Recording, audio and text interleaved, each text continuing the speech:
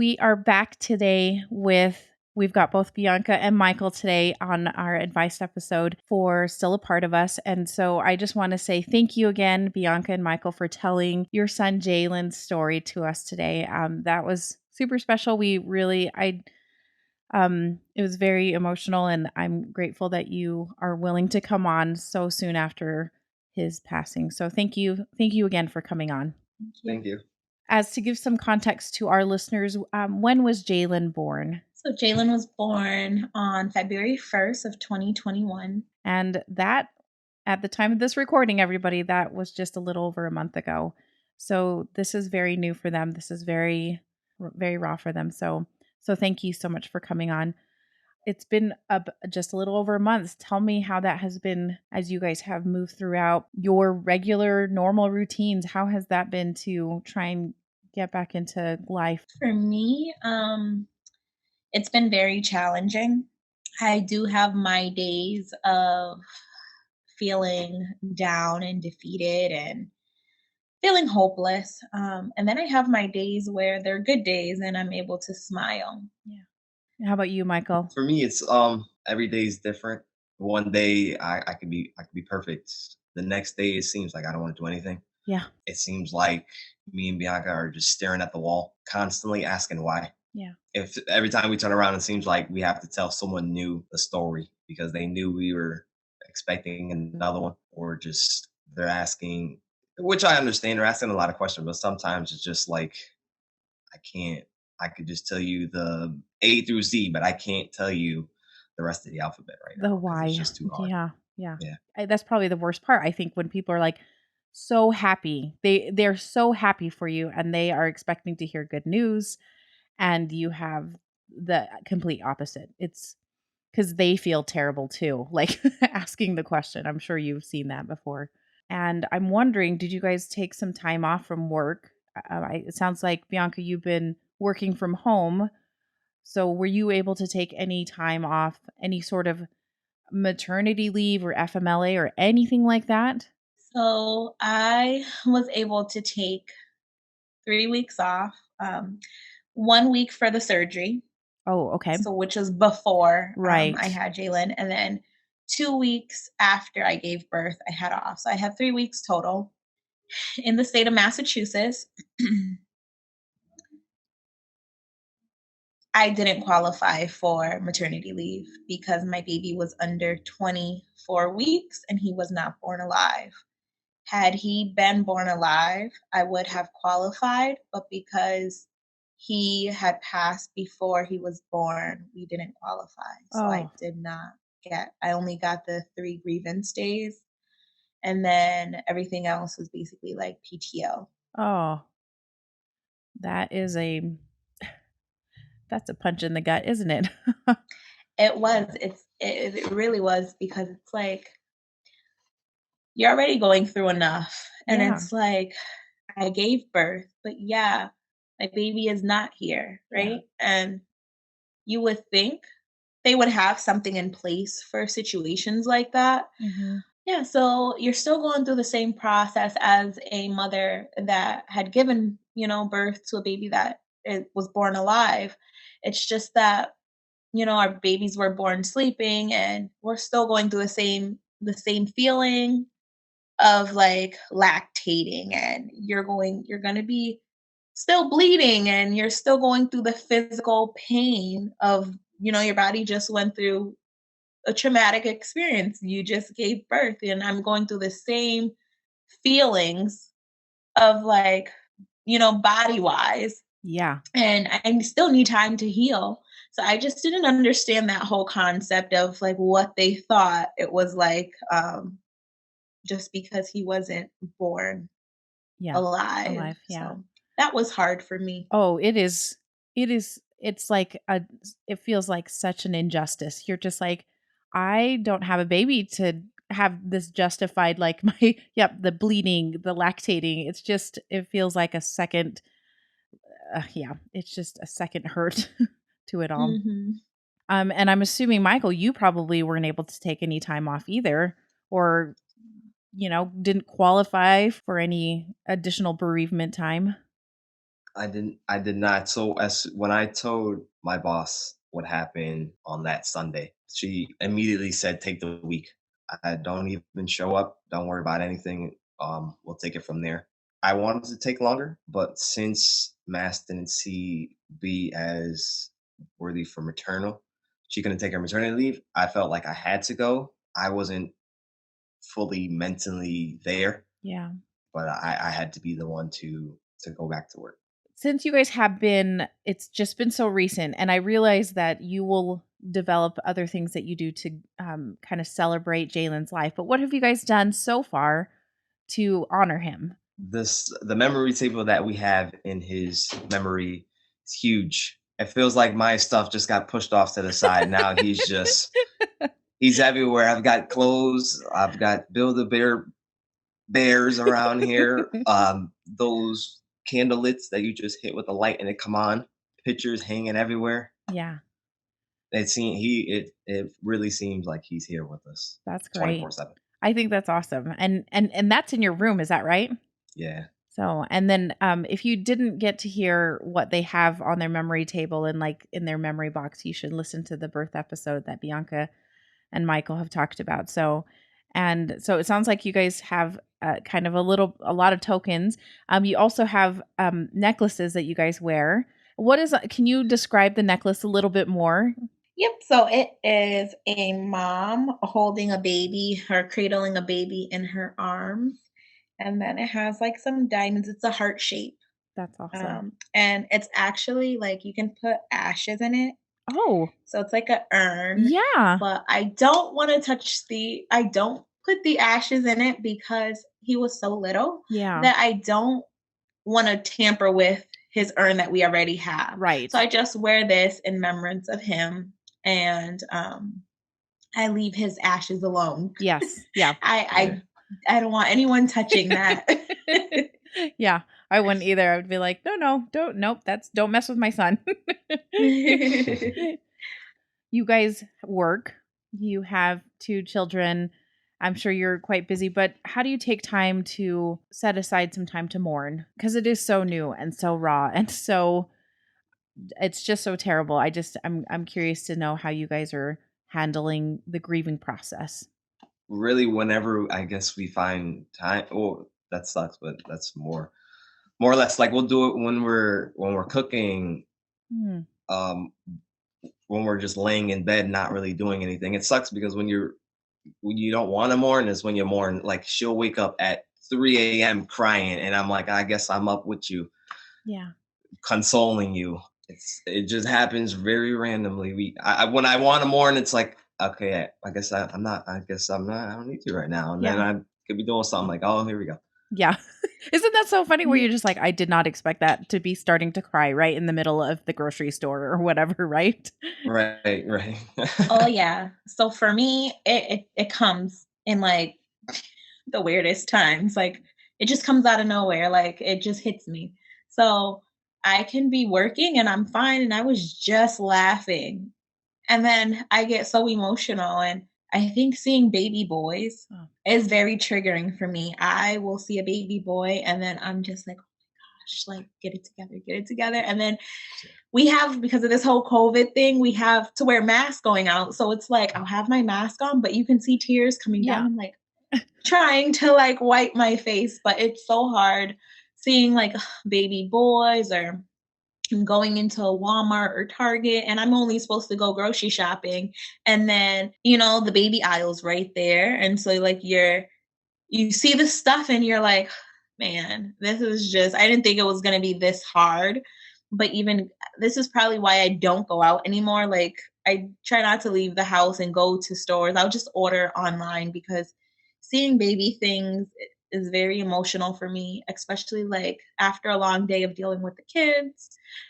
Once I have time to like wind down, my mind starts wandering, and then I start to feel myself thinking and asking myself why or it should be different. So, It's real hard going places. I even like so when she has her appointments that she has to follow up for postpartum. Unfortunately, I can't go, but when the doctor calls, I say, "Listen, she can't sit in a waiting room with pregnant women. You're gonna have to, when she's outside, she can call, but you got to bring her in, back door, front, straight into the room. I don't care how it happens, but she can't sit in there with Oh, pregnant women. that is actually a great piece of advice of trying to, because it really is a trigger. Like Yes. it is so hard to see all of those things that just remind you that you're not pregnant and that you lost a baby. And that is a really smart idea, Michael. Good job, you. Like, good job standing up for your wife. Like, that's awesome. You did mention that you, Bianca, go to or quote unquote go to, I'm assuming, Zoom meetings for like a counseling group. Do you attend, Michael, too, or is it? I'm not sure. Is it just for moms or is I it dads attend. also? I attend. I'm not on the camera. I'm sitting there next to her. That's great. I wasn't not fully there yet, ready to sit or tell my side of the story, because not most men don't. Yeah. But I'm there with her. That's great. Well, just some of the stuff at least for the counseling groups that we've gone to, it has been, they just bring up things to think about and how you can process it. So I think it works regardless if you're on camera or not. So, Right. Definitely. Bianca, what are and both of you actually, what are some of the things that has helped by attending or listening in on those counseling groups or those grief groups? It is the biggest one for me is it's okay to feel what you're feeling. I have a very strong support system. Mm-hmm. I will say that. But for me, it's like my support, like some of the people in my support system have never gone through what I've went through. And so it's very hard to put yourself in a place where you really don't know what to say or how to say it. And so I think there's like a theory like, okay, well, the baby's not here or everything happens for a reason, right? But my baby, mattered to me. So I feel like going to those support groups allowed me to feel that it's okay to feel what I'm feeling and I'm entitled to feel how I feel regardless of what anyone says, because it was someone that mattered to me. My son mattered, and I'm entitled to, express my emotions for him because it only expresses the love that I had for him. Yeah. Me crying and, the pain that I feel was all love. It's all out of love. And so, if I make you uncomfortable, then I'm sorry, or I'm not sorry actually, Yeah. but You're like, this is how I feel. And you are entitled to feel that way. And I feel like it really helped me also with, going throughout the everyday life and knowing that I'm not alone. Like there's many other women in this world that have gone through the same similar, situations, and we can all stand together and know that, day by day, I'm not going to say it's easy, but, step by step, it definitely gets easier and bearable, I would say, and manageable. Like I now know before, like the first couple of weeks, it was just like I was crying every day. And then I feel like my crying, I went longer periods without crying. And, I have my days where I completely break down, but it's manageable and it's okay. it's definitely a process and it's not linear. It feels like some days you're like, I'm making some good progress. And then you're like, oh, just kidding. Next day you're back to where you started, it feels like. So, Mm-hmm. right. Yeah. Is there anything that you guys do or have been able to do to kind of physically escape or things that you like to do to distract yourself? I'm just curious because some people like they have kind of an out sometimes because I think grieving, sometimes it feels like you should grieve or cry all the time to feel close to your son. That's the way I felt actually when my son had passed away, and I realized I couldn't sustain that. I just couldn't sustain that. So is there anything that you guys do to try and have an out? Give yourself a break, I guess. Yeah, I journal.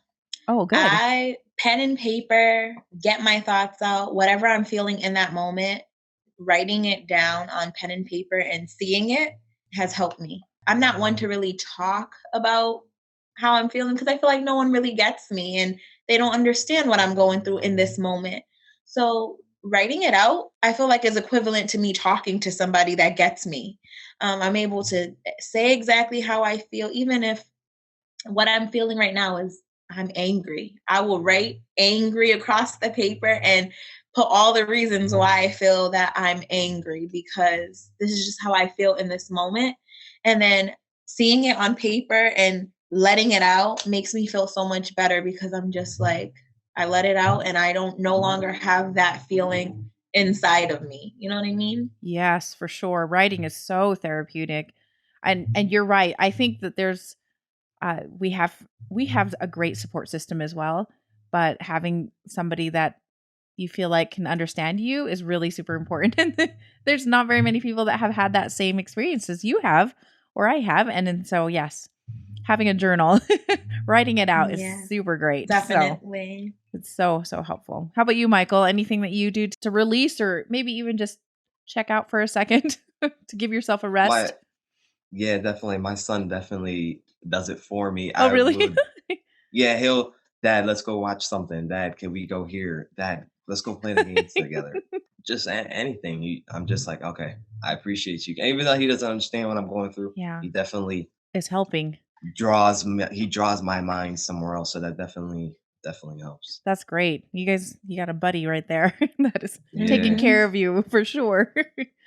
You guys have talked about when you had his funeral, you actually went to a park afterward and did a balloon release.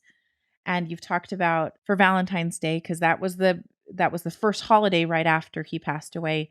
And you guys wrote a letter to him or wrote cards to him for somebody that was far away. Like I really loved that sentiment. What other things are you guys going to try to do to celebrate? I know I mean, there's still a lot of things that are coming up, but you do talk about his due date and there will be a first birthday and there will be, all of these things that are coming up. Have you guys thought through any more things that you'd like to try and do? So for his for my due date, which is coming up on June 14th, I want to get away. Like we're gonna plan a little family vacation that weekend, because Good. my due date is on a Monday. Mhm. And so we're gonna try to go away for the weekend, like even if it's like Saturday through Monday or something, just to be away and be with each other, because it's definitely gonna be hard. We may do like a balloon release for him, and like, you know, I know we were gonna do family photos together, and so I was planning on bringing his little urn to include him in there with Great. us, and probably have like a balloon for him, like just to like keep him in our memory. And I I don't know, it's gonna be tough, but I feel like it'll be worth it, and it'll be something that we can remember him by. Yeah.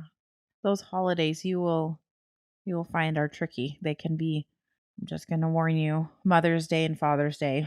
Those are those are real tricky. So just kind of keep that in mind if you as you approach them. Bianca and Mike, these are questions I like to ask every single episode of the advice because I think a lot of people that are supporting lost moms and lost dads want to know what to say and what not to say. So, is there anything that you would recommend people maybe not say in that has, or something that somebody said to you that maybe hurt you that you were like, oh, that was probably not the best thing to say? So, something that they shouldn't say. And then, if there's anything that you really liked that somebody said to you that you're like, thank that was helpful. That helped me get through this. Yeah, so for me, I would say the one thing that I hated the most was telling me everything happens for a reason. Because you're telling me this, but I can't grasp the concept or the reason behind why it happened. Hmm. And so I get it, and I understand a lot of people don't know what to say.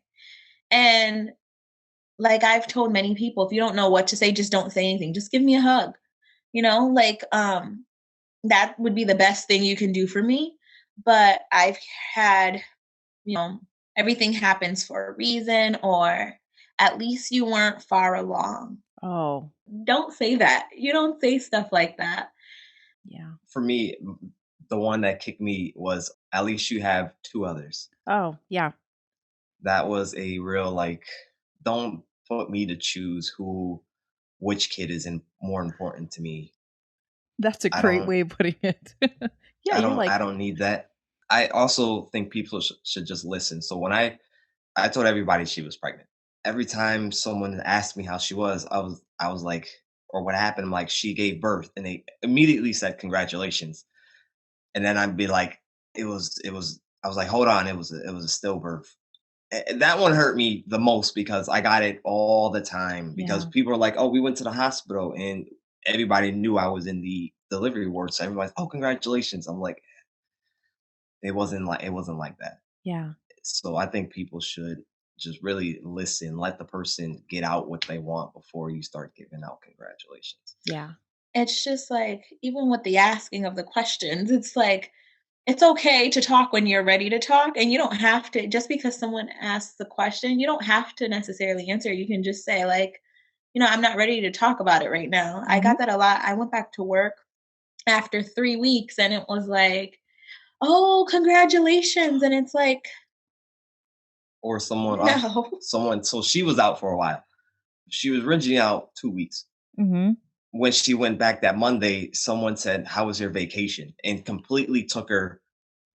She was done. It was another week after that. So that's why she was out 3 weeks. But yeah, so I think people should definitely just listen because when they said that to her and she called me, I can tell it broke her.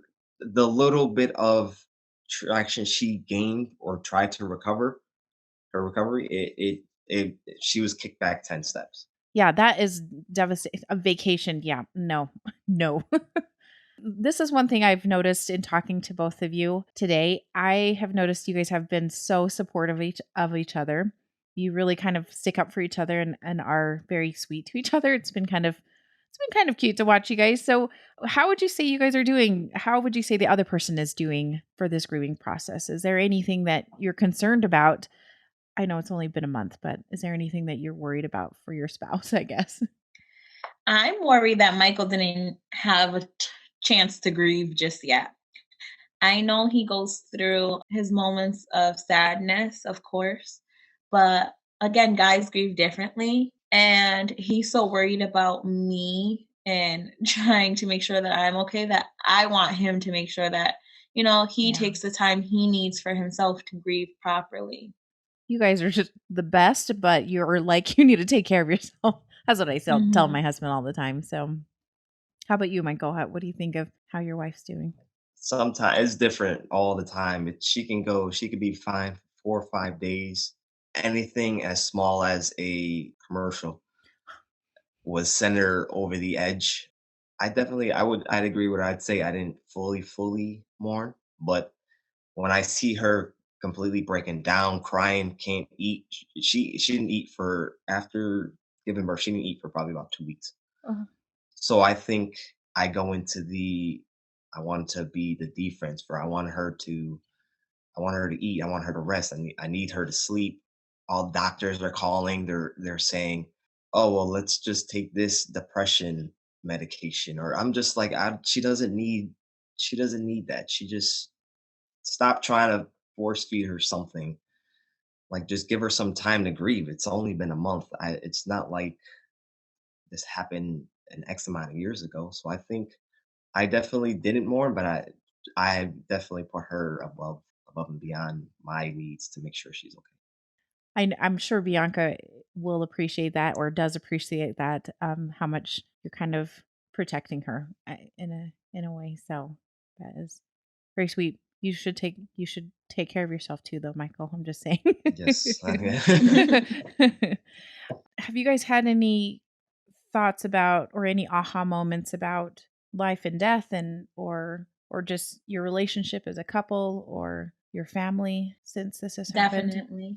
Yes, definitely. I now cherish my family even more because you really never know. You can really be here today and gone tomorrow, and everything will be fine 1 minute, and then the next minute, everything can change in a heartbeat. So it's like now I'm very overprotective, I feel like, especially with my children.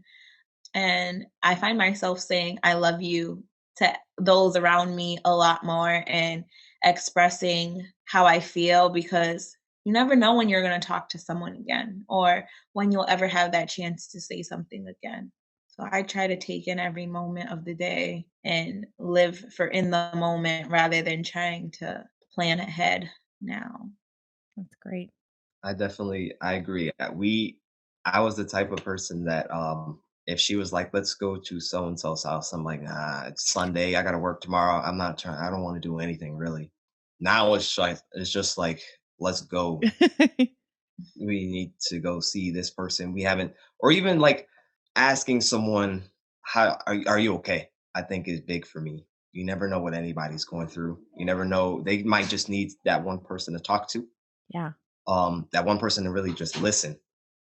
So I find myself asking friends all the time, like, "Are you okay?" Like, I need to make sure you're okay. That is That's big for me. that is really insightful, Michael, that you never know what people are going through, and to just Right. ask, "Are you doing okay?" That is huge. Very good words of advice from both of you. Can I ask just a couple last questions? Was there anything that somebody did for you that stood out to you, that was very helpful, very special, very touching to you? I know that Michael, you mentioned that Bianca she was like, get rid of the crib, get rid of the stuff. I cannot face it when I come home, and you had somebody do that for you. I thought that right there was huge. Like, cuz I think someone coming in to pick up the crib, or even someone in general, just like, hey, I need to do something, and they just come fly right in. Picking up the crib was the biggest one because the hardest thing for me to do was to break down that crib. yeah. So when they came in, like I called them, he was like, "I'll be there in an hour." So they dropped everything that they were doing to come help us. It was the biggest thing anyone's really done for us since this whole process started. Yeah, that's so kind. And they did it before you guys got home, right? From the hospital. Yeah, I had to meet him there. But yeah, I wanted to get it out before she even seen it. Yeah, yeah.